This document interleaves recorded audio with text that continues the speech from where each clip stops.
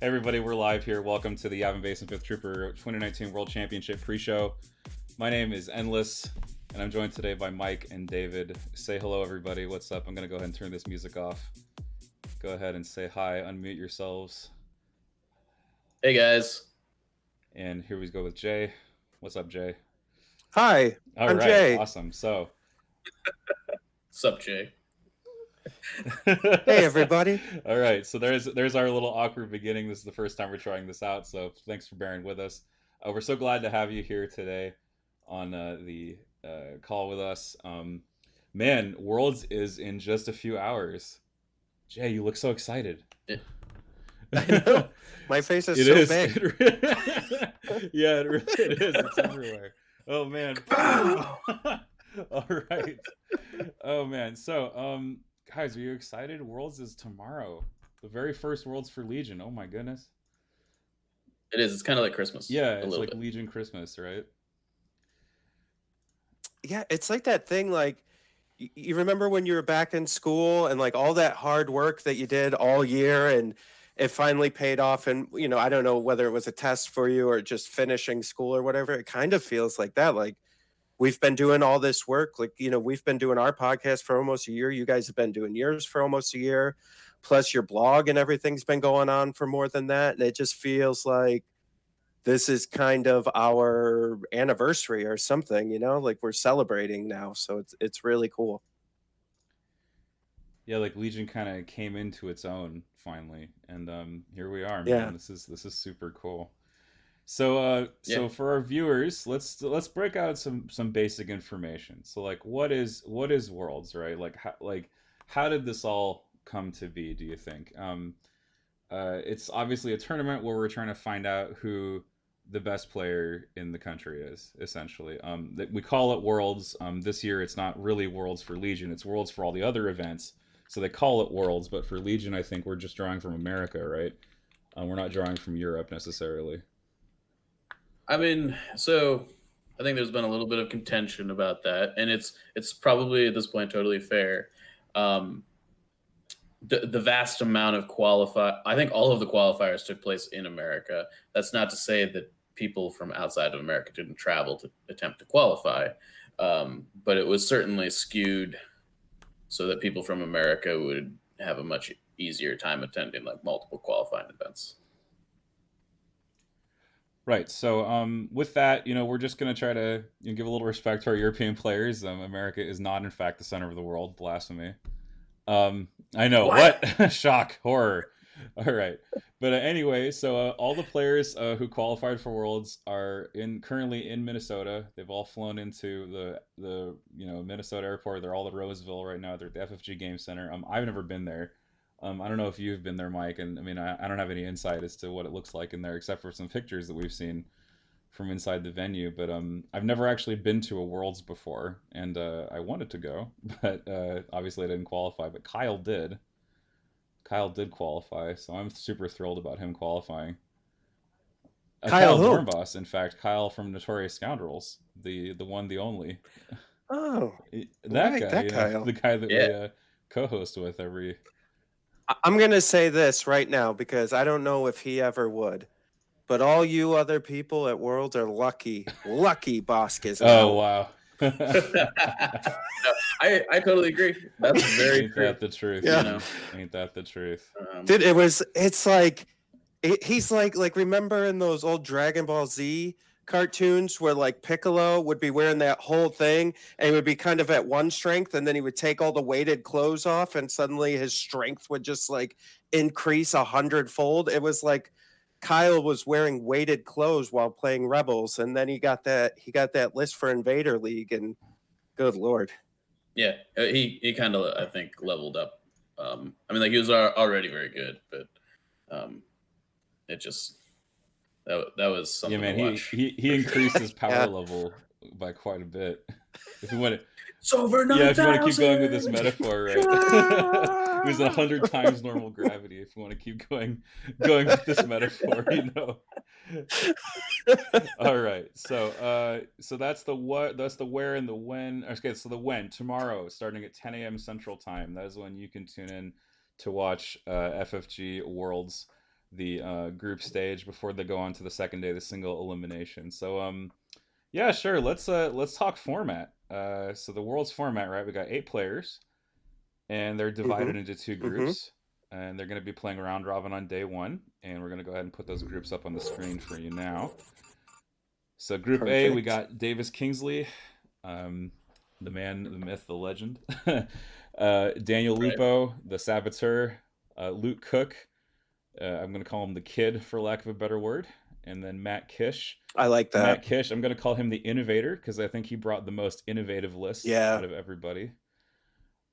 It's definitely the most different list so far. I think that would maybe be unfair to Mr. Oh Lupo, yeah, but that's reasonable. but That's definitely reasonable to say.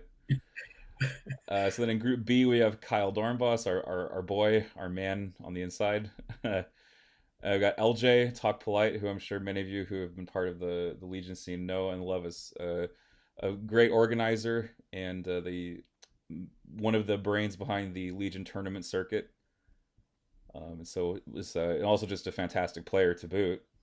Then we've got Eric Riha, the Emperor, the Palpatine careerist, the man who has been playing Palpatine this whole time, and he's bringing it to Worlds because it's what he knows. And then Gordon Chase and Mike, you play with Gordon, right? You play with him at Huzzah sometimes. yeah. So Gordon and Kyle and I, as well as a bunch of other guys from the Nova area, actually are part of a team called the Nova Troopers. And so all of the Nova Troopers qualified for High Command, and 2 of us made it to Worlds, which was fantastic. And Gordon was one of them. He's a really good friend, and he's pretty legit. Awesome. You know, it's funny talking about really good friends. I think I don't know if I mentioned this on your podcast or mine, but I was just looking through this list and I don't like at first I was really rooting for Luke because he's one of our local guys, but then of course Kyle is my friend, and then LJ, and I'm just like, oh man, I don't want anybody to lose.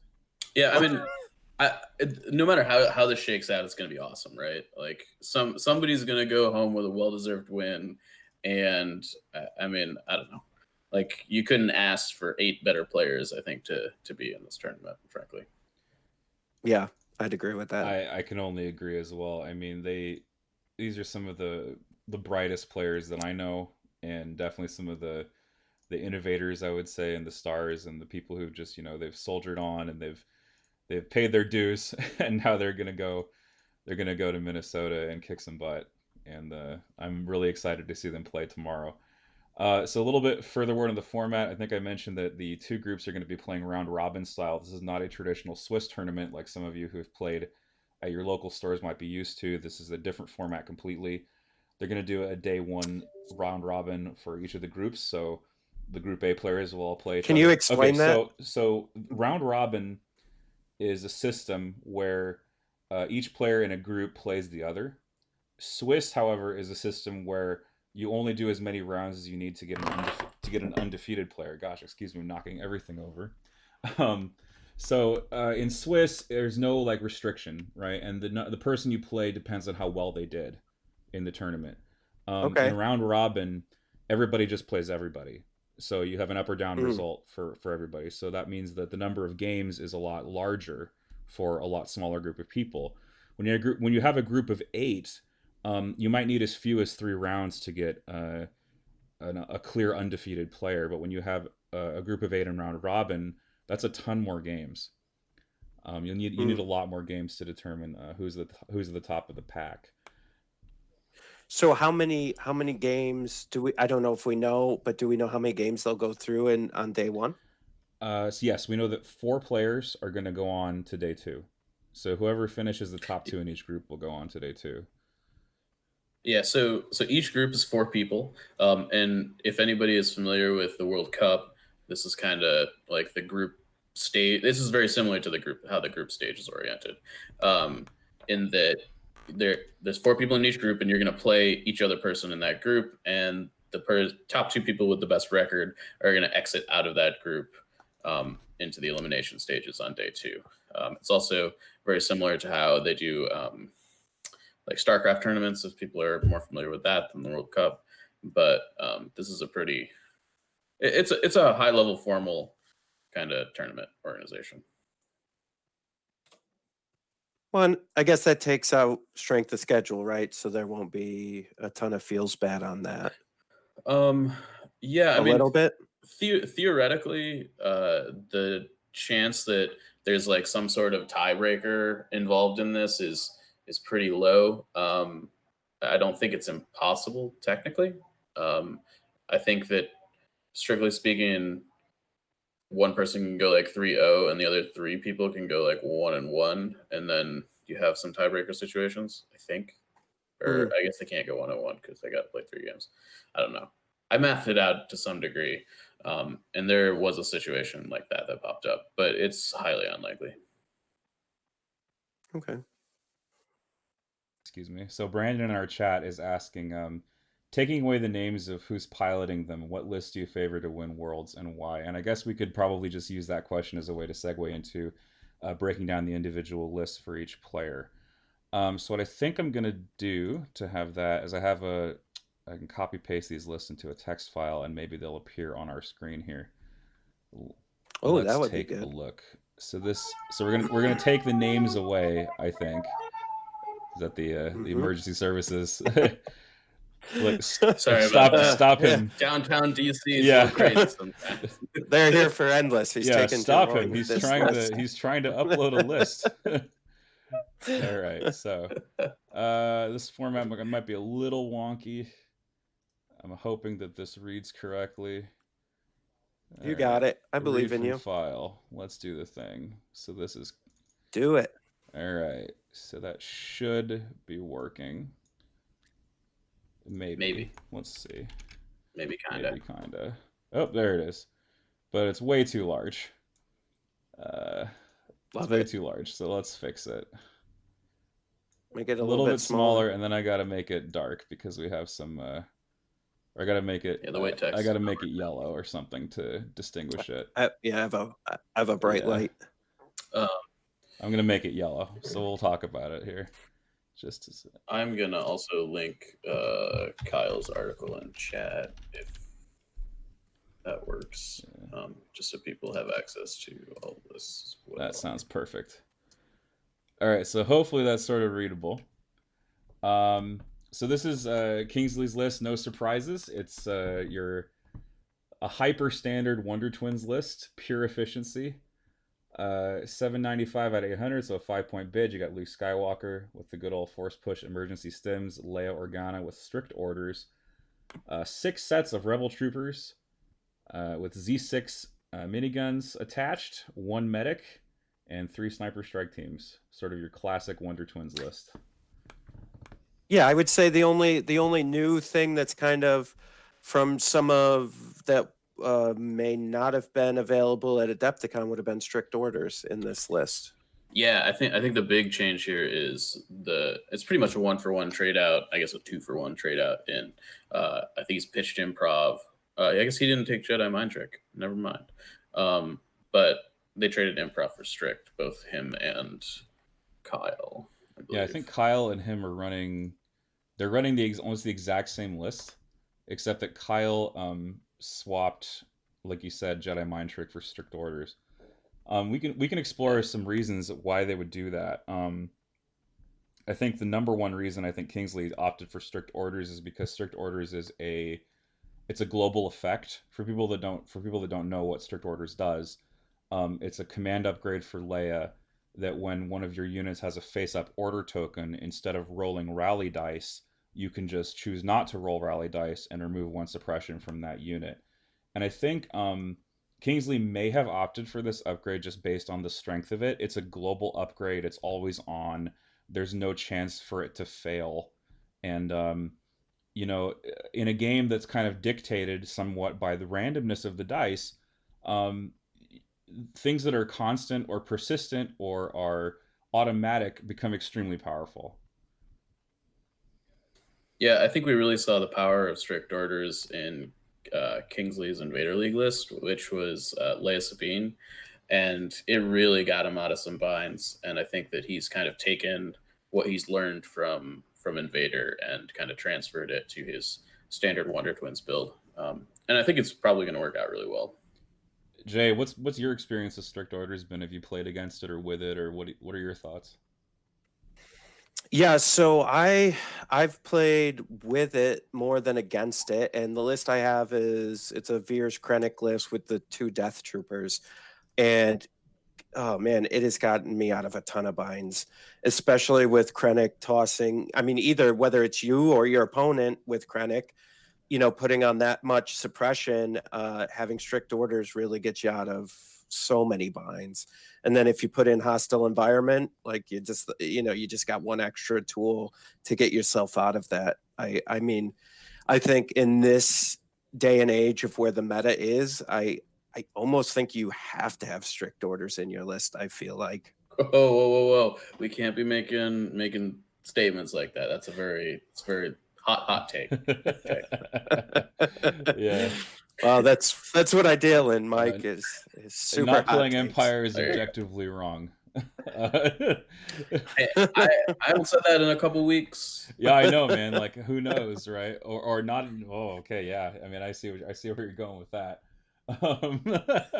I see. All right. So we have a question here, and I was wondering if you could put up. I know we're going to skip around a little bit, but can you put up Matt Kish's list? Yeah, because that's because the question is, if you had to pick one list you want to see on stream, which one is it? And is it the list you think will win Worlds?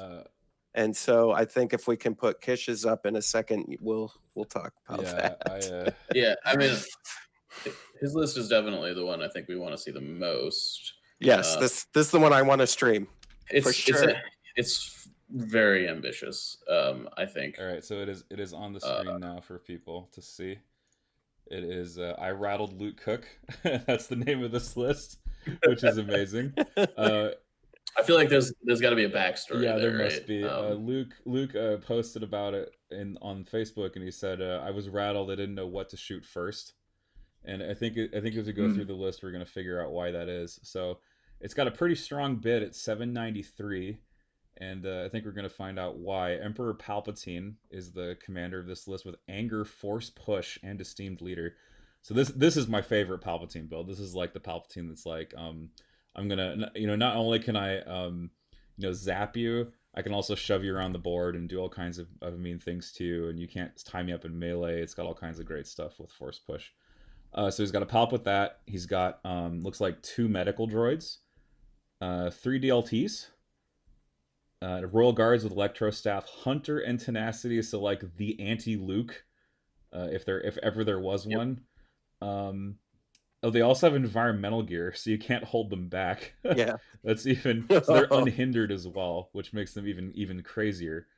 Then he's got Imperial Death Troopers with their DLT and Recon Intel and the configuration, so you could either use the grenade launcher or the suppressive config and 2 sniper strike teams to round it out. It is 8 activations, which is definitely unusual. You know what, though? I was thinking about this because when we were talking about this and we saw it, I mean, it is 8 activations, but with Pull the Strings, I think you're making up a little bit into a 9th activation. A little bit. Not completely, but... I mean, it's really just kind of transferring Palpatine's activation most of the time, right? Like, if he's pulling the strings, generally he's also not in range to shoot. It's Force Lightning. So it's kind of just transferring what he would be doing into something else. I think that this list is going to live or die by the Death Trooper kind of assault on turn 1. If it doesn't shoot like 1 to 2 activations on the board and off the board by itself in like the first couple turns, I think this list is going to struggle. However, if he's able to, I think that it could be strong. Well, I think, and like based on what David said that Luke had said on the chat where he didn't know what to shoot first, I wonder if Matt can kind of take advantage of that and cause maybe some sort of pause or rethinking on his opponent's side, where I feel like this list is like, hey, like you're saying to your opponent, hey, that thing you were just thinking about doing? You're not going to do that because now you're going to have to focus on something else, or you're going to have to do something else in order to get around what I'm going to do. Yeah, I think you're right on that. The big thing that this list brings that Palpatine lists in the past have not is a very strong ranged attack early on in the game that can actually delete units. A lot of times the Palpatine lists are sitting at like 9 activations. They've got like triple snipers, IRG, and a bunch of DLTs, and they have to kind of close with the enemy before they can really do anything. And I think that this list is uniquely set up to maybe throw some things at people that they're not ready for. Looking at this list that has so many angles, I mean, what really stands out to me is at the top of the turn, right? You've got a Palpatine pulling the strings on DTs with their suppressive. So if they shoot the same target, that's 3 suppression on one target. And then if you get the same target the next turn and they can't shoot you, that's 7 suppression. That's a lot of suppression suddenly. What else is there in here? So you can double tap with your guards with the Death Troopers. If they shoot the Death Troopers, the guards will guardian, medics will heal things. There's all kinds of ways to like funnel you around and kind of really just control what you want to do. And the trouble that I see though going forward with a list like this, he needs this deep bid because he really can't afford to take deployments like Disarray, and he can't afford to take long deployments. So like I think he would still suffer with Long March even with this list, just because his guards couldn't get in there quickly enough. They would just be relegated to guardian duty. Yeah, maybe, but I think, you know what? I think a smart play would be with this list. There's a solid chance he's going to have blue, right? I didn't look. I mean, there's only a couple that maybe beat him on one. It's actually kind of interesting. I believe 793 is the lowest bid, but three different people are sitting at 793. Notably, not the Saboteurs. Oh wow. Okay. Yeah. So if Daniel goes up against Daniel, the Saboteur player, that would be a scary time for him, I think. So my thought is with this is there's a good chance he's going to have blue and he'll have a 50-50 against one of the other 793. But I think what you would do with this, the strategy is behind this is maybe you slow play a little bit, not from a like, I don't know what I'm doing slow play, but what you do is you hold back till maybe round 3, and then you start making your big pushes because you want to hold your activations and keep them in the game for as long as you can, and then make big pushes, especially if you're blue, like with, let's say, Sabotage. You could hold back and you just wait for the other player to try to come either take some MOV from you or come get your evaporators, and then you just wait and you just start annihilating things as they come to you with proper fire lanes, line of sight blocking, so on and so forth. So just remind me here, Jay, this is the answer to the question. If you had to pick one list you want to see on stream, which one is it? And I'm definitely saying this is the one, because this is this is the list I want to see. I hope he shows us that we're all playing Legion incorrectly and we should all stop taking 11 activations and just that would be great. I think that is unlikely. So to the second half of this question, who do you think will win Worlds? I don't think it's this list. I think this is ambitious, and I think it's really cool.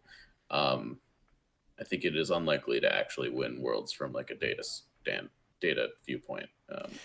So let me ask you this, just now, because in my head, when I read that second part of that question, I mean, it's not like by a giant margin, I don't think, right? Like you think it's going to lose. I think it's by a smaller, I think all these lists have potential.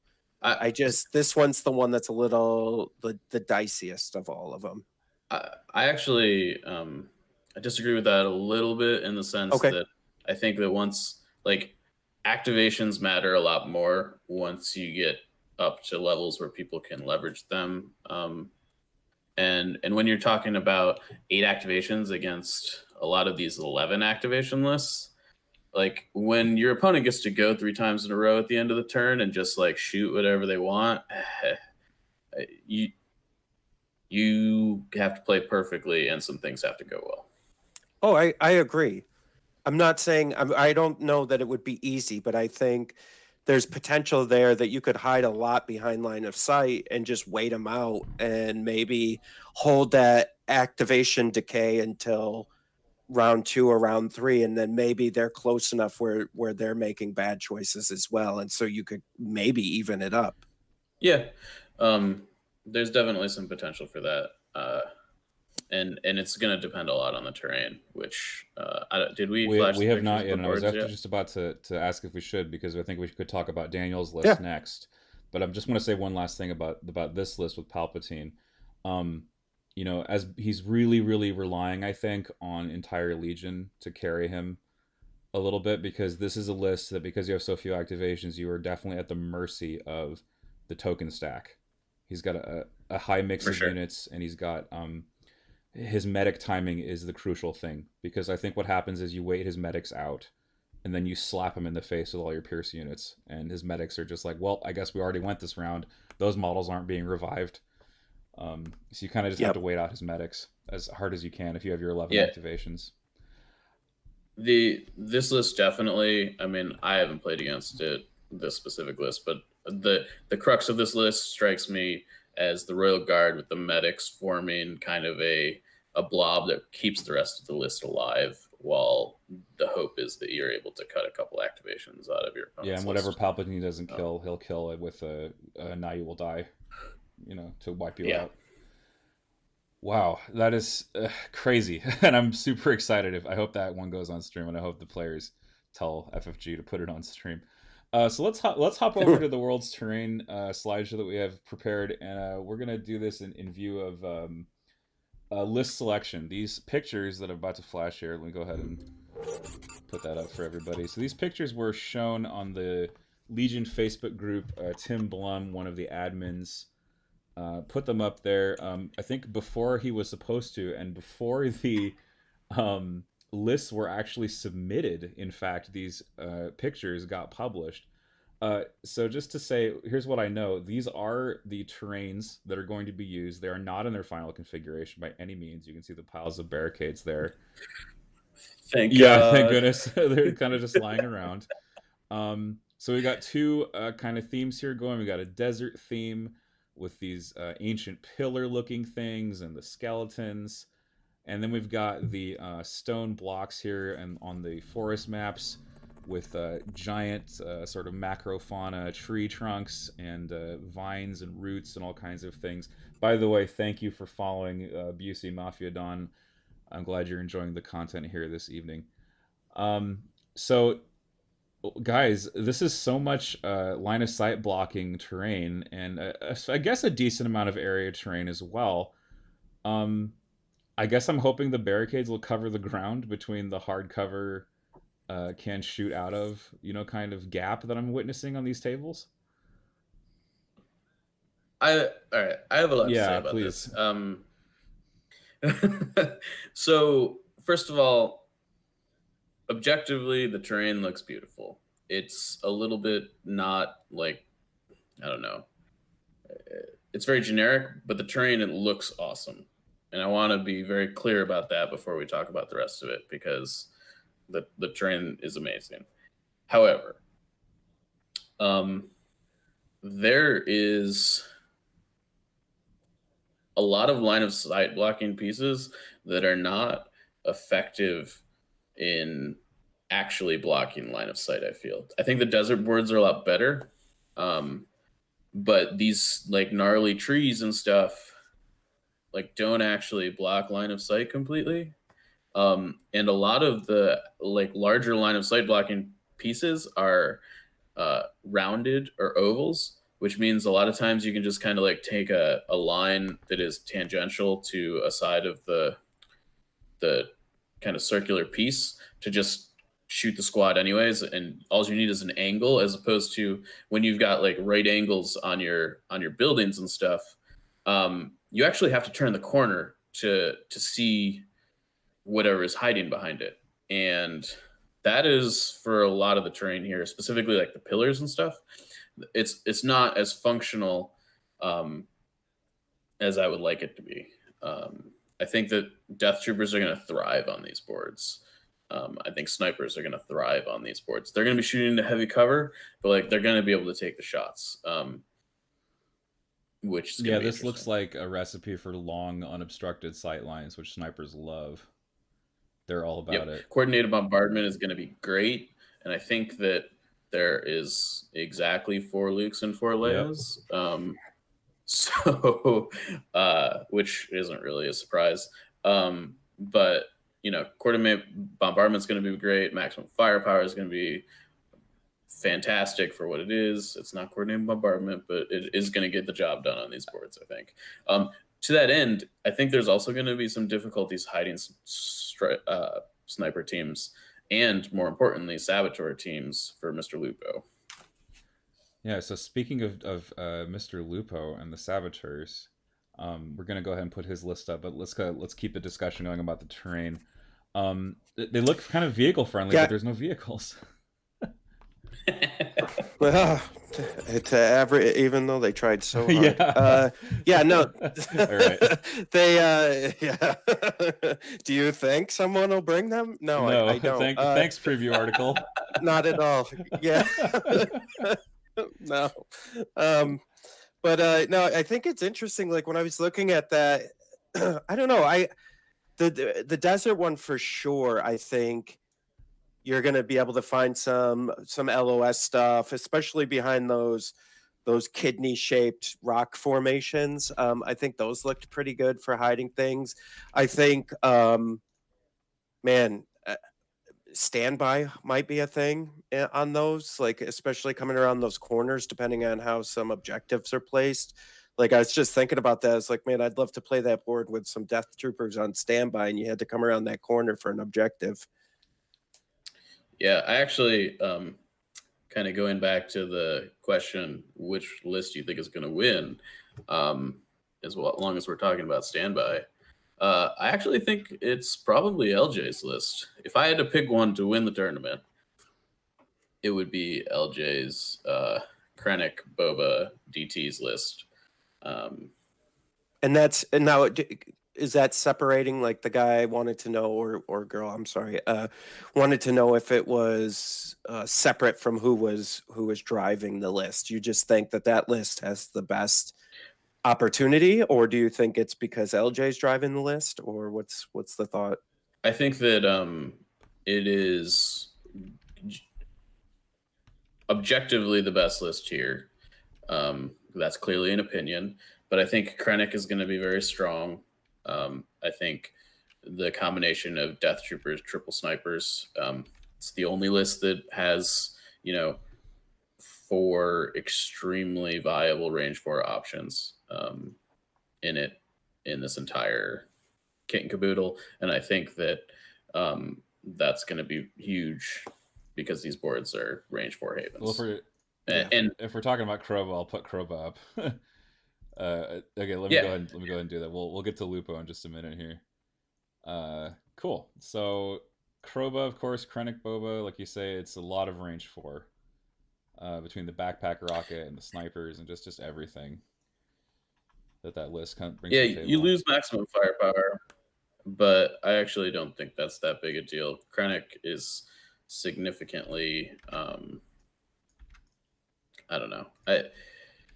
You lose the aims, but on these boards, I think it's going to be pretty easy to hide Krennic because you're going to be able to hide one model a lot of the time, and Boba is just going to wreak havoc on these boards. I think. I think LJ agrees with you because the name of his list is "I Miss Veers Already."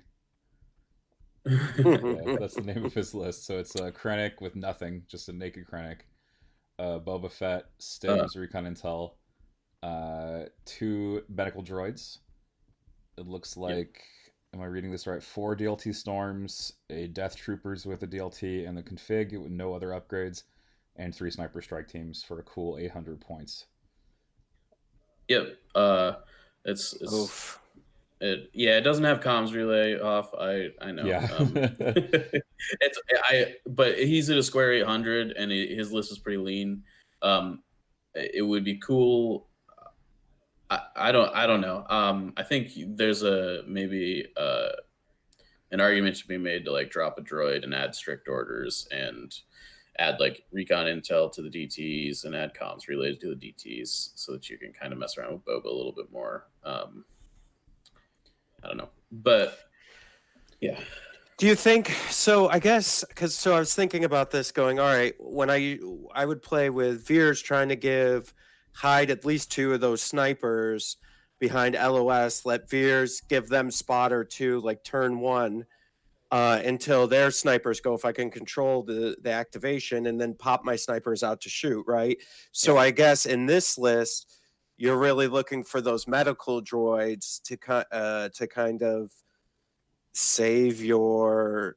I guess you could use them for Boba, but you're looking at, I guess I would use them more for like sniper protection. But at that time, you're kind of holding your DLTs back to do that. So I don't know. Yeah, I found in lists like this that often you can cohere your storms pretty well, kind of like back a little bit so that you can just, I don't know. It's not as difficult as you would think, um, generally speaking. Okay. Uh, So somebody asked, are there any objective conditions that might hinder this list? Disarray, maybe? Not as much. I think he's got a ton of courage 2+ in this list. But I mean, that's the thing. Like, I'm not sure exactly how this list operates because Veers is such a cornerstone and kind of an obvious unit to deploy around. And I guess Krennic is too because he's got compel at 1 to 2. I think he would rather concentrate his forces in one spot, so I think Disarray might be a decent choice. He doesn't really suffer though, just because Boba is so flexible. And Boba's like fantastic. Everyone's spread out. I love this. I don't have as many people that can engage me at the same time. Now I can go run over a flank without any trouble. And plus, on Disarray also, the deployments are close. You know, they're all within 4 of each other. I think that this list is going to suffer on like key positions, maybe intercept. Those are based on all the other lists that are going around. Those would be the two I would probably be most concerned about playing, just because, you know, we've got 4 lists with lightsabers and 2 lists with Palp. So you're pretty much exclusively going to be playing Jedi and Sith unless you're playing against the other Boba list. Well, Boba will have plenty of fun against Luke and all that sort of thing. Yeah. All right. Do you think? Let me just pose this question to you guys. Maybe you might have a better view of this. So I know that ideally speaking, a list like this would like recover the supplies, but I almost think that recover the supplies is a trap with this list. I think the Krennic list is uniquely suited to recover the supplies in a way that the Veers Boba list is not, in that you can turn 1, kind of wait your opponent out and have Boba jump the box your last turn, and then on turn 2, it's a lot better with comms relay, but it's still doable. You can Voracious Ambition and pretty much guarantee you go first, and then just have Boba get out. Oh, okay. Yeah, that's fair. See, because I thought, well, I guess it's dependent on the list you're facing, right? But like, I just feel like sometimes with Boba that you would be pressing your luck for that middle box to get the third objective, and I didn't. I don't know. Maybe you're right. I think you might be right, but I was just it worries me sometimes because I feel like some people kind of press their luck on that one. They definitely do. And if you don't have a like sorry about the mess, voracious ambition to kind of like get you out of it, Sabine's way better than Boba, I think, just because she's a lot more durable. But the other thing that Krennic brings to the table that Boba and the Veers doesn't in that kind of trick is that Boba can't get suppressed. I mean, he can get suppressed, but you have compelled to get you out of that mess. Yeah. Yeah, you'll never be without a move as long as Krennic is nearby.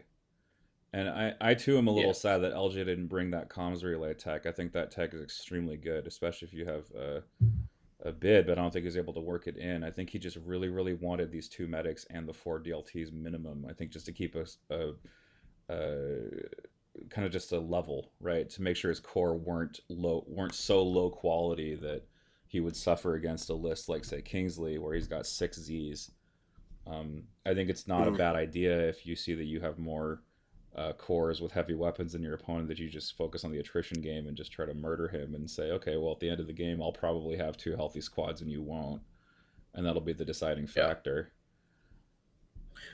I mean, he didn't do it, but I do think if you add comms relay to this list, it's the closest thing that any of these lists have to like an I win button on in like a certain objective scenario.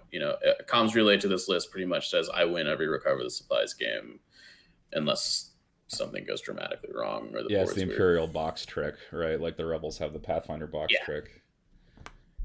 Yeah. I also think, to answer your question, Jay, you have to look at the board, right, and say, well, do I have a piece of terrain that I can get behind in 1 speed 3 move? And if the answer is yes, then you absolutely go for that, because recover is like the only objective that is not based on attrition. I mean, really. Well, the nice thing about it is that Boba actually can have 2 speed 3 moves, because intel plus 1 move, if you have it set up, if the terrain allows for it, theoretically, recon plus 1 jump 2 move can put you adjacent to the box. So that's just, you're already going to have both loaded. You're going to go last with Boba, grab the mid box, and then just get the heck out of there. Yeah, and then you just do 2 speed 3 moves with a jump involved. I hate like you're I just hate gone. recovery You're just against Boba. Oh man. Yeah. And then like you said, Sabine's even stronger, because she's got a free recover with symbol. So like it doesn't matter how much suppression you put on her, she's gonna get rid of it, because she's got recover just loaded automatically. That's so good. It's really quite excellent. So why do people like strict orders? I think we mentioned a little bit of this. It's just because it's global, right, and it's non-random.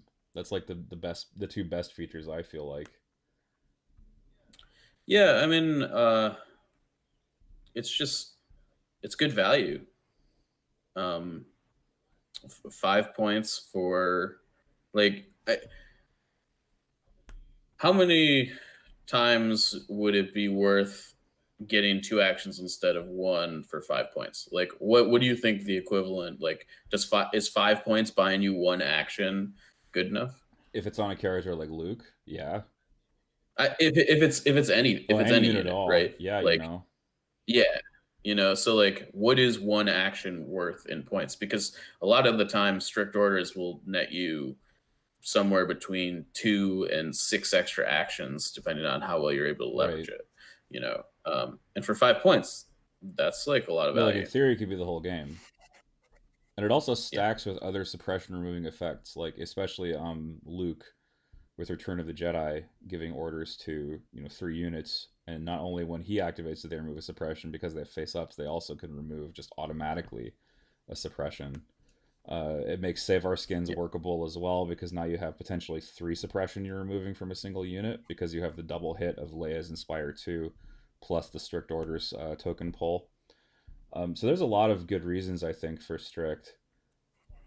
Well, I think the easiest one and the most straightforward one is it lets you continue your strategy uninterrupted at times, right? Because I think when you put down your order tokens, you clearly have a strategy in mind, and most of the time your opponent's going to see what you're doing, because it's going to be pretty clear, and they're going to try to suppress you down or kill you. They're trying to destroy your unit, but they're going to, at the very least, try to suppress you down to stop you from carrying out your strategy.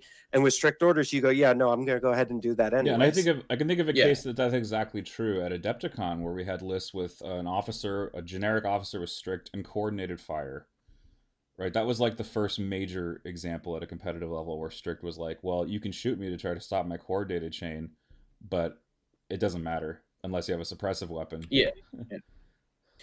And I think just generically, the idea that you are taking chance out of the situation is huge, right? Yeah. Like, all of a sudden, you don't have to make your rally roll. You can just say, this happens. And there's a lot of value in that, And yeah, Yes, Garnet Garn, was it your was list. yours. Hi, Garn, the creator of Credit it. or no. Yeah, credit where credit is due. There we go. And it just, that there's a lot of value in being able to, make sure that you can do the thing that you need to do at a critical time. If it happens to be with a core unit, it happens to be with a core unit. I do think that there is a more reasonable argument for giving orders to units that are not characters when you have strict orders and you can kind of manipulate some things. Well, and not to be list specific, but particularly with Death Troopers and Krennic, you're getting the free entourage order. So now some of the time, if not most of the time, you're giving orders to core or other units that only have one courage level. So yeah, of course it would be beneficial there because now they have a face up order token. And I would, I think as much as we're talking about all these new units and how powerful they are, Stormtrooper DLTs are still a very, very valuable unit and can do they're a multi-tool that can do a whole bunch of stuff. And I want them unsuppressed as much as possible. Yeah, I mean, there are definitely like multiple ways of doing it. I think this is the cheapest one. You can invest in officers in your squads if you really want to like go to the next level of this, right? But they're like 20 points a piece. This is 5. Yeah, I mean, you can kind of justify it to yourself by saying, well, I'm paying for the body in the squad that has a gun as well, but it's a big investment. Like to get, I run lists with 2 officers, right? That's 38 points in a rebel list. That's a lot. That's almost a sniper strike team. It's 6 points shy, so it's a big investment for sure, for sure. Do we want to go back to Lupo's list and go through it? Yeah, let's talk about some Daniel Lupo strike team saboteurs. Let me go ahead and get his list up here. So Lupo made a name for himself. First at LVO, when he ran a saboteur skew, was very out of left field. I played him and I did not expect it at all, and I nearly bit the dust. I just want to for our viewers out there, me and Kyle and Jay were like hanging out like 20 feet away at LVO when you were playing him, and like you just like looked when the game was over. I thought you lost because you looked like just so mentally kind of like frustrated. Yeah. and you didn't, but it just was like I was like, man, this must have been taxing, and it sounds like it gave you a run for your money. I'm gonna go ahead and make my face large because I am hidden because this list is so huge. Yeah, I remember that Mike and I thought you lost for a few seconds there. Yeah. Should we go over and console him? Yeah, I was like, no, let's just leave him alone. I wouldn't want to talk right now. Well, I was actually kind of mentally broken by it a little bit because the first round, what ended up happening was I lost 2 strike teams just to coordinated bombardment just off the top because of bad deployment. So I had played that entire game 2 activations down, and I kind of lucked into a victory at the end there. I think my Luke managed to make contact with his fleet troopers, wipe them out in one swing, and then Luke wiped out 2 other squads before dying. And this was when Lupo didn't run Luke. He was running Leia Chewie medics instead, or not medics because they hadn't been released yet, but Leia Chewie instead to Guardian for his sabs, plus the emergency stims to keep them alive even longer. But that game was just extremely brutal because of the value that a single well-placed sab charge can achieve when it's hitting 4 units. So much, that's 4 suppression tokens. Every single one has to roll 3 dice, and so you're potentially eating 3 damage off of every time it hits, and sabs are really good at generating a lot of threat. So I'm going to go ahead and just talk through Lupo's list a little bit here. The title of this list is See Page 31, which is the Detonate X entry in the rules reference guide. Well played, Daniel. That's classic Daniel. He's a big talker. When he's at the table, his table talk is pretty aggressive. So we got Luke here with Force Push and E-Stims. We've got Leia with esteemed leader improvised. So this is a very, very classic Luke Leia. We've got an officer fleet, which I think he's the only person taking an officer fleet. Uh, I Um, think I think Gordon has fleets, but Gordon there's has a no regular officer. fleet, if I recall. But Yeah, yeah, yeah. Daniel went the whole hog and took an officer fleet. By the way, it bears mentioning that as efficient as Z6s are, they are not the most offensively efficient unit. The fleet trooper has that honor. It's just that fleet troopers are only range 2 limited, so that's a big issue for Mm. them. Of course, getting into range 2. And an officer to double their courage makes a big difference. So we've also got, it looks like, 3 Z6s, 2 medics, 3 medics. Oh my gosh, 3 medics. Because you need a medic for each saboteur, I guess, to make them extra spicy. And then you've got 3 strike teams with proton charge stabs and emergency stims. And man, that is so brutal. That is a lot of extra health for these saboteurs and a lot of just gaming potential if you have line of sight blocking terrain to revive their And spotter. I'd like to say this for those of you that aren't maybe watching this and aren't as competitive as the rest of us are, aren't as deep in the competitive list. So if anybody ever tells you that your list isn't meta, you shouldn't bring it to a tournament. This is a list that wasn't meta, still isn't meta, but because Daniel is so dedicated and just keeps playing it over and over again and perfects his craft with these particular units, he's made it meta for Worlds. And so I think that's just for me personally, that was encouraging because now I don't feel I saw that and I'm like, oh my gosh, this list or these units that I really want to use that we know are pretty good, but no one's really using them in the meta. I don't feel as scared doing it because I feel like if I feel like they're good and I'm seeing like inside the matrix or whatever with this unit, that might be enough to make me competitive. And I think Daniel's got this. He sees the matrix with saboteurs, like he just does, and he's really, really good at them. Yeah, I mean, that's certainly true to some extent. I would say that this list is still pretty on meta in that it's Wonder Twins with 3 strike teams. But I understand what you're saying. Yeah. I mean, it's a modality that we don't ever see or hardly ever see. Yeah, And I mean, for sure, for sure. if I recall, Daniel, what is it? It's almost July. So Daniel's been playing Saboteur Strike Teams for almost 9 months. He's been almost exclusively playing Sabs. Yeah, and I mean it's not a surprise anymore. It's not something that people are not expecting. When we've been talking to Kyle for a long time about what he was going to play.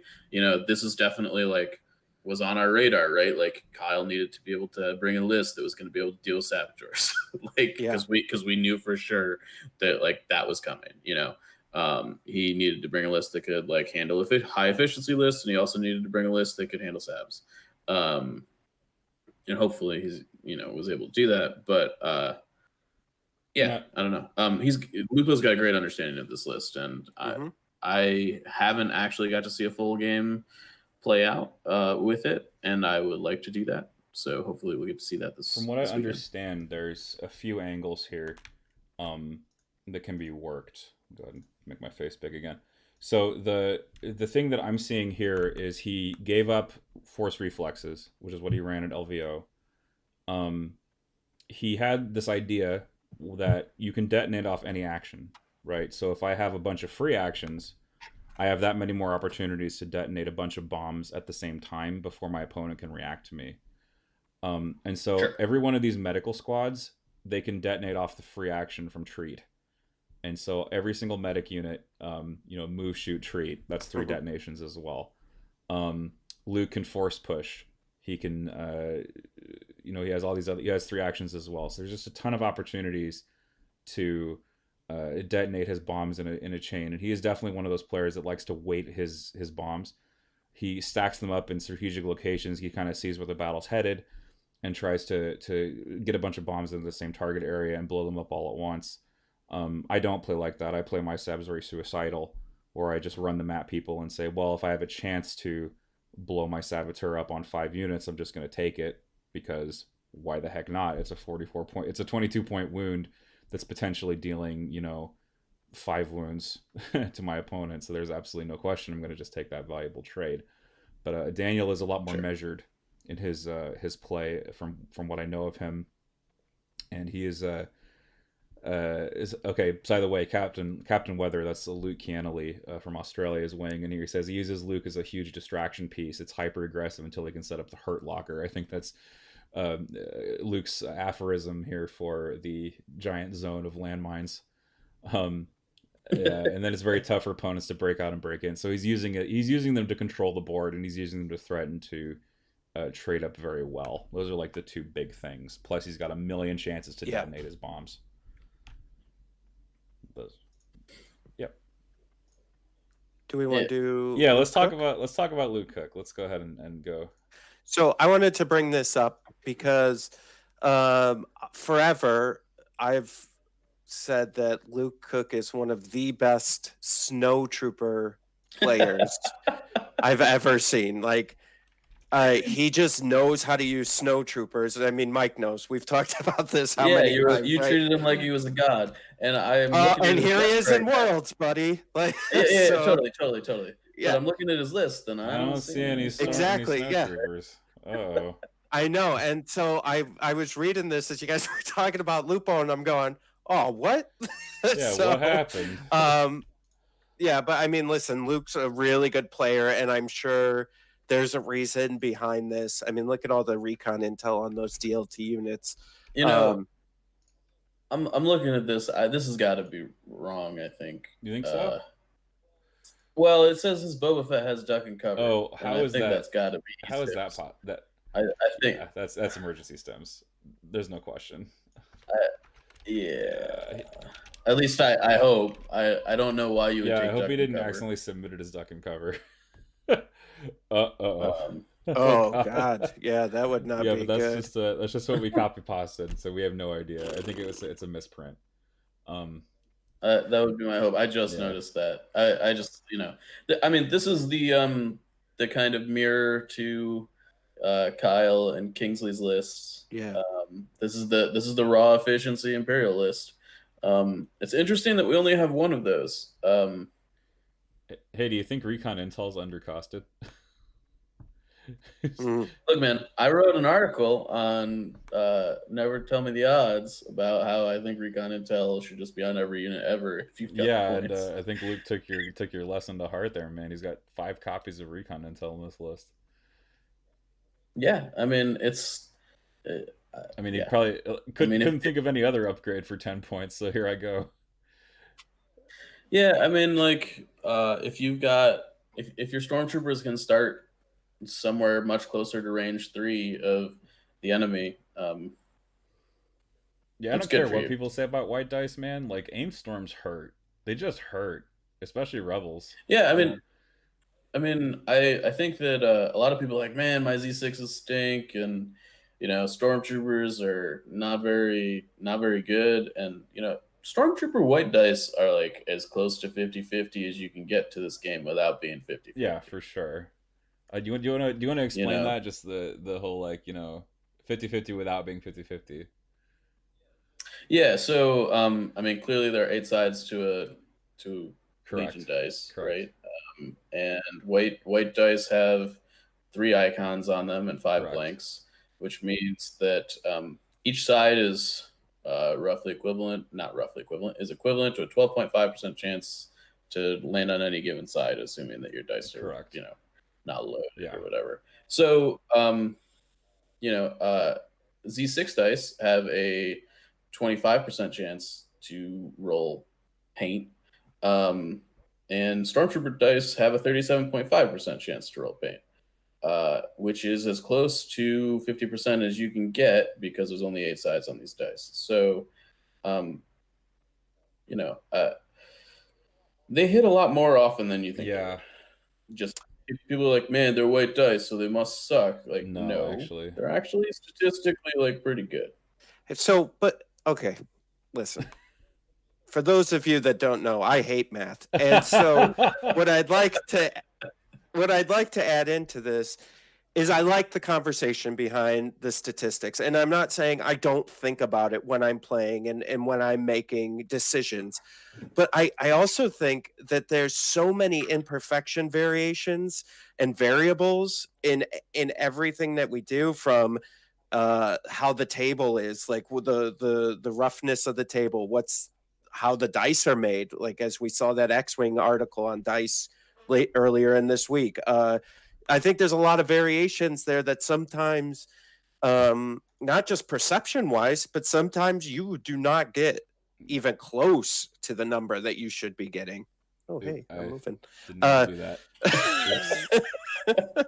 do that. So you know what I mean? So like I love the numbers and I get why we do that and I get it's a numbers game, but I do think there's a lot of variables involved that can skew those numbers that we don't take in account with that. Yeah, I mean that's certainly very true. I think when we're talking about um, guys that are competing at worlds, or sorry, U.S. Yeah. championships,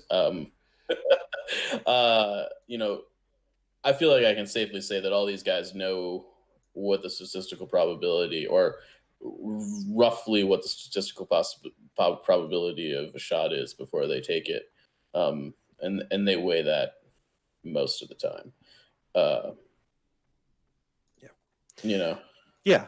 Oh, you know what? Something I wanted to say about Luke, just to get back to the players and their lists, is I, Luke is one of those guys. Two things. One, I find that he always plays to the like. I've played Luke a lot. He's from our area, and him and his dad. I've played both of them a lot, and he is one of those players that plays to the very end of the game. Like we saw that in his game against Kyle, right? Recently in the Invader League. Like there's no give up in him. And I like that to see that in players.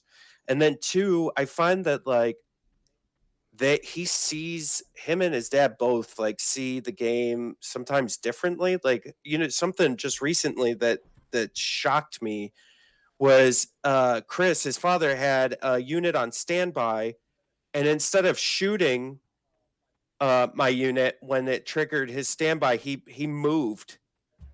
And I just like it. I knew somewhere in my head that that was legal, but I had literally never seen anybody do it. Do you know what I mean? Like do a move on a standby versus a shoot on a standby, and it's just that kind of stuff that these guys do. Like Luke was the one that would like instead of taking an aim with snow troopers, he'd move, shoot, and then move back into line of sight, and that was the first time I'd seen somebody do that too. And so I think there's stuff like that that Luke will be able to bring to Worlds, that will give him an advantage, I think. that's fair. We've got some people hanging out in chat that are pretty Yeah, familiar. I see Archimedes 5034. What's up, Kyle? How lame are snipers? I gotta say, so Kyle published the lists yesterday, and there was a lot of I don't know hate going around on Facebook man. today, specifically about oh man we gotta get snipers, strike teams out of the meta and stuff. And I mean, people are certainly entitled to their opinions and all that jazz, but Get better at saboteurs. it was just funny to watch for the most part, frankly. I followed one of the comments on it, and there's like 70 comments of people going like, yeah, we should nerf snipers into the ground, and da, da, da, da, da. If snipers aren't good, something else will just be the new hotness. So I don't know. Yeah, but you know what? Okay, fine. Like, yeah, they're good, but this was what I was trying to say earlier when we were going over Daniel's list. Like, there's opportunity in this game, and I think there's units in this game that you can use under practice and consistent practice, not like 3 times before a tournament, but Daniel's played that list hundreds of times, I'm sure. And so if you can do something similar, I think there's an opportunity where you can come up with either an answer to snipers, or you could come up with an alternative. Yeah, I mean that's certainly true. And I think that nobody took Chewbacca this time, but I do think that Chewbacca is like a pretty good answer to stuff like that, and that he can soak those wounds. So briefly here, I've put Gordon Chase's list up. Trying to go back and forth, Rebel Imperial. Yeah. Speaking of Gordon Chase, I'm like 95% positive that Flash SW and Chad is Gordon. Oh, what's up, Gordon? He said I'm looking good, so thanks, Gordon. Flash is like what he uses is like his Discord tag, so I imagine that's him. That would be my guess. Well, whoever it is, you're looking good, buddy. So Gordon brought some Wonder Twins, the fourth Wonder Twins list, but this is again the more traditionalist kind of Wonder Twins. But he has improv. Improv has been kind of like one of those. It's an upgrade where it's sort of like you really do want it, but sometimes you're like, well, maybe I have enough control. I can just skip it for something cooler. I'm trying to figure out how he worked in a 7-point bid. Like, what did he leave at home? No recon on the fleets, I see. Let's see. Oh, he left his Z6 at home. Questions? Let's see. That's what he left. So he's only got 5 Zs and not 6. Flash SW asks Mike, any questions for the developer? Yeah, it is Gordon. Sure. There you go. Tell us if Luke is there, Gordon, or if Alex is with you. Yeah, we got a question for him. What should we be using instead of snipers? Yeah, we got to ask. Right. And not the answer that Jay's going to give, which is the T-47 airspeed. Yeah, or Lance. Yes, that is my answer, and I think it's a good answer. And I challenge anyone who's listening and watching: make the T-47 great again. You can do it. Oh my goodness! All right, so you want to talk a little bit about Jedi Mind-Trick? Let's talk about why this is coming back into the meta. It kind of left for a little while, but it's starting to come back. Yo, it's so good. It is, dude. Krennic is to blame, I think, for why it's coming back. Krennic is to blame. Okay. And give me your hypothesis. Here's my hypothesis, okay. So Krennic, he loves to play Annihilation Looms. Krennic also likes to give out standbys. Okay. Krennic also likes to go first. Basically Jedi Mind-Trick is there because if a unit takes suppression from Mind-Trick, it'll lose a standby. So you just slap them with the 2 suppression and they lose their standby token. So I like the idea in theory. Last I checked, though, Jedi Mind-Trick was range 2. It is range 2. And standby is 2. So, right. So you can't, standby triggers before the Mind-Trick goes off if you're already outside of. Oh, is that correct? Standby range. I didn't think that was correct. Oops. Dude, David, Mind-Trick confuses me too, brother. I don't know how to use it. I love it, man. Standby is an interrupt in that, it also interrupts steady and stuff like that. Yes. So since Mind-Trick is you got to exhaust it, I'm pretty sure it's maybe I'm just talking out my butt here, but you do have to exhaust it. You have to exhaust it, yeah. You have to exhaust Mind-Trick. It's just like Force Push. It's an exhaust power. Mm-hmm. Well, I liked using it to punish people who, it's snap suppression, right? So if you have something that needs actions, or if your opponent has something that needs actions, you can just deny it to them. And you can just disrupt what your opponent does. And it's 5 points, and it's pretty darn good. In those clutch moments when you don't have compel or anything like that, Yeah. Do you think the 5 points are better off somewhere else though? Like the recon on the fleets, or I don't think so. No, you think that's Go ahead.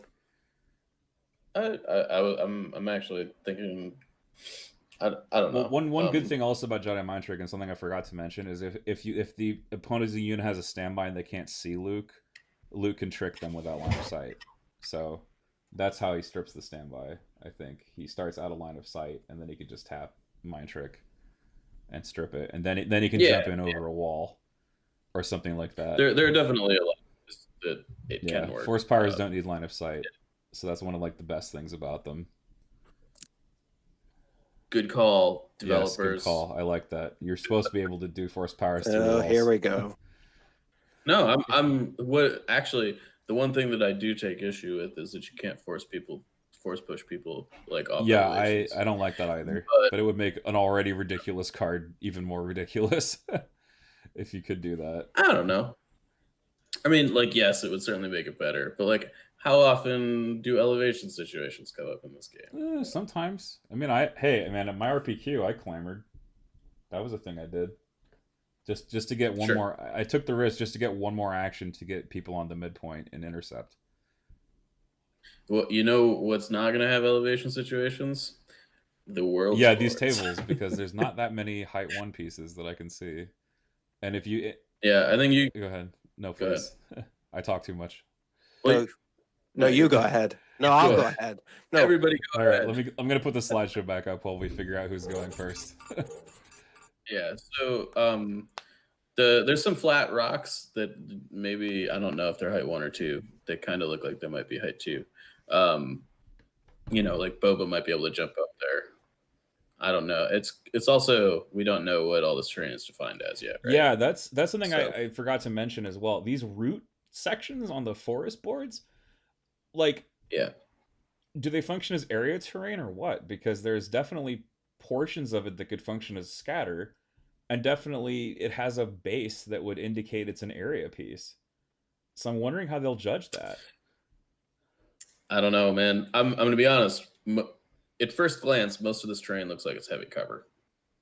And Yeah. it doesn't look like there's a lot of what I would classify as generic light cover, like bushes and stuff. It's possible that they treat like the sand dunes that are very open as light cover. So just really quick for those of just joining or haven't heard, what we're seeing in photos is not the final table configuration or setup. It's just the terrain that's on the table. So someone said that there's an open corner in the forest board. Well, that probably won't necessarily be there when they're ready to play. Yeah. Yeah, I don't know. I think that's a really good question, David, as to how they're going to treat those tree things. I would be inclined. I mean, like, to me, the natural conclusion there is to just call them heavy if they block line of sight. But I don't know if they're Yeah, going to do that. likewise. I think they're just gonna have to say, well, that's that particular base is equivalent to being on the flat of the board, and the edge doesn't really matter. Um, I somehow feel like being within it would grant you something, maybe light cover. Yeah, Who knows? yeah, I think that would be a good like. Yeah, I mean, I'm all for light cover on boards. I mean, snipers negated anyway, so who cares? But I mean, hey, that makes low profile better. It makes pathfinders better because they have more places their suppressions actually do something. Mm-hmm.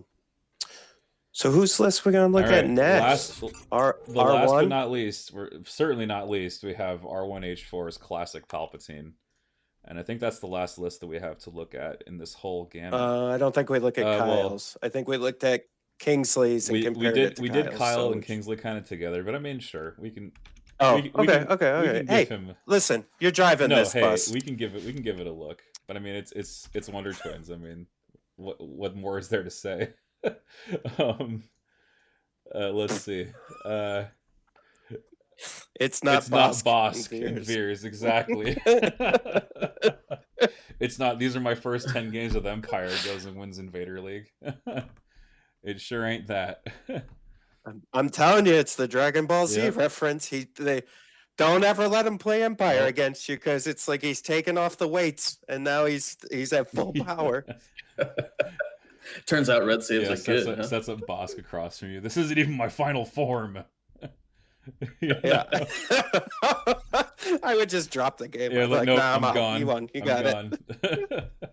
All right, so Eric Riha, running the Palpatine summer vacation.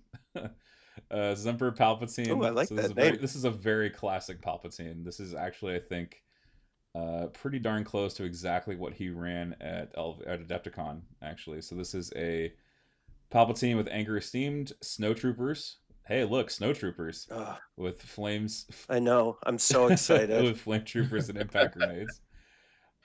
I love them with Oh, Palp me too. too. Oh, so Cold good. Snowtroopers are delicious. Let's see. You Yeah. got 3 DLTs, 1 medic, guards with electro staff, tenacity gear, so your classic guard configuration, and of course 3 sniper strike teams. Yeah, the impact grenades are an interesting choice. I as much as we clowned about the as much as we clowned about the article saying that who is going to bring a tank or a land speeder, I think the land speeder was probably something that we could have seen here. And so I think R1 was just trying to cover his bases as best as he can. And I think this is the classic. And I feel like, I don't know, you guys can correct me here, but like, I don't feel like we do this as much anymore. I felt like in the past when we were building lists, especially when the ATRTs were a little bit more prevalent, that when I was building my list, I'd be like, okay, do I have an answer in case somebody brings armor? Do I have an answer in case this happens? So I think you're right about that, and I think that Riha is definitely like definitely done that here, and I think he was right to do it. Like like if you take the impact grenades out of this list, how do you deal with the tank? You Yeah. you don't You don't. try and hope your DLTs Right. can do it. So for 5 points, you kind of put a little bit of inbuilt, it's like an insurance policy. Is it likely somebody's going to bring a tank to Worlds? Probably Yeah. not. But, somebody may have, figured out how to break the format or whatever in the last couple months and decided they were going to bring 2 tanks or something silly. And he, for 5 points, I don't think it's a bad hedge. Right. And someone said frags. And yeah, maybe, but at the same time, do you want to bring frags, have a little bit better of a dice roll, and then be, SOL when you run into a tank or a land speeder? Or do you take, I think you do exactly what you did here. You take the lesser die roll and you just cover your butt against all comers. Yeah, no, I agree. The first time that I ran a list that was essentially this same list, I played against Spicy Chicken Barbecue, which is triple ATRT flamers, and I really missed those impact grenades. Yeah, frags are an odd duck to me because on units that have hit surge, they're not really that much of an upgrade, and on units that you know have good dice, who cares? You need to strip cover before you need more crits. So Yeah, they're kind of sure. an odd bird to me, and they do neither job well. But I guess that's the trade off is that they're consistent because they're 7 and 8 with a hit surge unit. So for snows it just makes sense because you have the blast built in with your flamer. Yeah. But again, I don't think you can deal with vehicles reliably with them, like you said, Mike. I completely agree with you, and I think R1 was just hedging. R1 is a Riha's screen name for those who don't know. And I think it's a minimal bet, right? I don't think it's a big loss either way. Like, so if there was no armor, which there isn't, I don't think he lost. Yeah, I much seem here. to remember Kyle pointing out that the average really wasn't that much higher. No, it's not. I mean, where it shows up the most is when you're like attempting to frag like Vader, Palpatine, or Luke, and you don't have all of the excess dice from the flamethrower. Definitely. I have a weird question for you guys. It's going to be controversial. Okay. Shoot. Okay. Here we go. If you don't like mustard, is it okay to put ketchup on a hot dog? I just want to know. My brain just cracked in half, split. I mean, so can we maybe qualify that question by, is the question the same if you don't have mustard? Is it okay to put ketchup on a hot dog? Sure, because in my case, I hate mustard so much. It's the devil's food that, in my eyes, there never is mustard. There is only other condiments. I see. Well, I would have to say that the answer to that is it's fine, but I think that mustard is awesome. Oh God, I hate mustard. Anyways, I just thought I'd lighten the Is mood a- here, guys. We were getting way too Is a hot serious. dog a sandwich? That's another good one. No. No, and let's move on. There we go. All right, we got. So I think finally now we come to our man in Washington, or at least in Roseville, Kyle, running the heart of a rebel. This looks very familiar. We're back to where we started. It's Wonder Twins.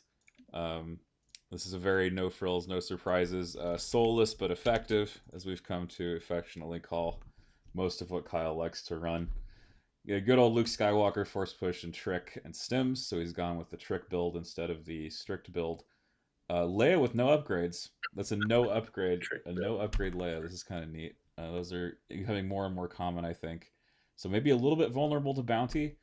6 Zs, medic, and 3 snipers. So just very, it's about as plain as it comes, I think. So I don't know. The vulnerable to bounty seems. I don't know. Yeah, okay, okay. so let me ask you this. I don't play Boba a lot, but I would rather put bounty on Luke because he's going to be out finagling things out, out in the open more than Leia is. I think most players, Leia's similar to Han. Leia's most value comes out of her cards, and then holding her back to late game until you can maybe take an objective or do something interesting with her. So I have personally killed many a Leia with Boba, and if you put 1 or 2 sniper shots into her and then backpack rocket her, she's dead pretty much every time. That's my thinking as well. If she doesn't have some sort of help, like if you leave her even like exposed even a little bit, like Veers and Boba can just snap that up, and you're like, well, I guess I don't have Leia anymore. Honestly, the last game I played against Gordon, I think I, like at the beginning of turn 2, killed his Leia and she was like within his deployment zone. Wow. Okay. But do you think and no offense to Gordon, but was that a bad play and he just left her hanging, or was it you got into an opportunistic angle? I think it was. I don't think there was anything you could do about it, for the most part. Okay, it's interesting, and you're probably right. I'm not a big Boba player. I've never been good at playing Boba, but I always just in my head I always saw Luke as the better target, just because he's gonna. There's more opportunity. Yes, what you're saying and what situation you're giving seems correct, but like Luke seems like he's going to be mixing it up more, so there's more opportunity for him to die and guarantee for the bounty versus a Leia who's maybe sitting back behind some line of sight stuff. I guess the way that I would look at it is that Luke is pierce immune, so he's not really who I want Boba to shoot anyways. I would rather leave that up to like IRG or DLTs that are for like whatever they shoot has to roll saves, because they don't have pierce. I would rather be piercing things that, where the pierce actually matters, because that's, in my mind, where a lot of Boba's strength. Right, you're just trying to get the full value out of the gun, right? Because you're saying, well, if I shoot something pierce immune, I'm leaving something on the table every time I shoot. Plus, Luke has a good save with the dodge, and man, Boba only has 5 wounds, right? So if Boba's taking deflect, that's like a big percentage. In fact, I remember Kingsley saying in his first round at LVO, not LVO, in his first round at Adepticon, excuse me, he had some insane deflect roll where he actually killed Boba by rolling 3 or 4 surges. Like, oh yeah, I remember him talking about killed that. him. And he couldn't well, stim this it. Is why I don't play Boba because it wasn't an attack. He says. Dies to deflect. Must be horrible. Yeah. No. That's not what I meant. I meant I'm clearly dumb and don't know how to play Boba. No, man. No, Kingsley. Yeah. No, Kingsley just rolled 4 6s basically, and just won the game. It sounds like something he would do. Well, Kingsley is pretty amazing. Um, Luke chiming in here, Luke Cannelly from Master of the Force. It's a similar situation to how Most Wanted is used in Armada. Most Wanted doubles the margin of victory value of the selected ship. There's two schools of thought. The first is like what Jay is suggesting, where you put it on the high threat target to make it more costly for them to be aggressive. Or like the others are suggesting, you put it on the big target that you're likely to get the most direct value from. And I mean, yeah, those are definitely two competing schools of thought. Boom. And I don't think either one is wrong necessarily. I do say that I think Luke is further in reach of Boba, and Jay making me laugh with his pop off there. That's right, coming from the other side of the world to defend me. Yeah. It's a question between where in the Big spectrum of yikes. indirect and direct value you want to end up. All right, awesome. I like that analysis, Luke. Thank you for chipping in there.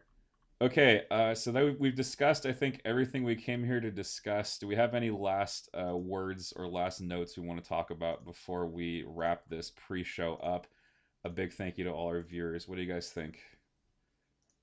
I just want to say congratulations to all 8. And I think no matter what ends up happening, and this is going to be a little mushy, but I think you're all wonderful players. I think you're all wonderful people. And I'm happy that you guys are representing us, the community at Worlds. And I think you guys are going to do an amazing job. So thank you. Oh. Well, I echo that sentiment. Just a massive congratulations to everybody that made it. And I just think it's going to be a crazy good tournament. And I think we're going to see some great games played. It's just I'm so excited. This is amazing. Yeah, and I mean, dude, we got like it's just been such a great year, and it's been so exciting. And this kind of, I know it's been over a year with this, but this is kind of our culmination of this year, and just looking forward to everything that we got coming up this year, and seeing the community grow, and the new factions coming out, and everything that we got coming is just, for me personally, this is like the longest I've ever loved a game. Like truly loved a game where every day I want to play. So it's been great. That's called an addiction. I did say that about booze the other day too. So maybe. Well, no, I agree with you wholeheartedly, Jay. I was really into X-Wing for a very long time, but I was into it in a way that like I would get very angry after losing, and I don't have that experience with Legion. I think I've learned to step back and just have a lot of fun. JRab9 asks, where can I see the world's lists? They are all linked. I got you. Yep, Mike's got you. He's got the link in chat there, swlegionodds.com, and you can go ahead and check it out by clicking that link in our chat. Any other last questions from the chat? I don't believe so. Chat, if you have any, just ask away. We're going to be here for a couple more minutes just to answer your questions if you have any. But if that's it, we're going to sign off. Oh, yeah, we should talk about the Northeast Open. How could I forget? That's a turn. What's that? What's the Northeast Open? I don't know. No, I know. It's a tournament in Syracuse that's coming up. And it's going to be hosted by none other than Mr. Jay Shalansky, who is on the show you've been listening to for the last hour and a half. Hosting it there, excuse me. Sorry? Put together a lot of awesome stuff. Oh my goodness, yes. Been very... So I kind of announced this today a little bit, but because we were going to do this, I didn't want to go too deep into it.